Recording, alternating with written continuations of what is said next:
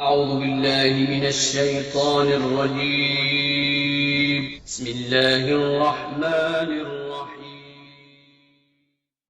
بار حضرت صلی اللہ علیہ وسلم لوگوں میں بیٹھے ہوئے ان سے باتیں کر رہے تھے۔ اتنے میں ایک دیہاتی آپ کے پاس آیا اور پوچھنے لگا کہ قیامت کب آئے گی؟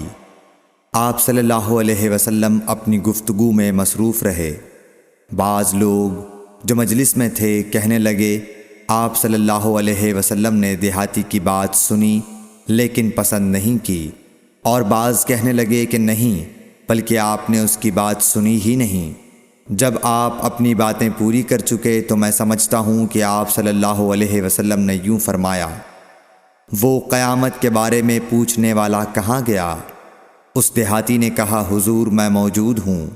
آپ نے فرمایا کہ جب امانت ایمانداری دنیا سے اٹھ جائے تو قیامت قائم ہونے کا انتظار کر۔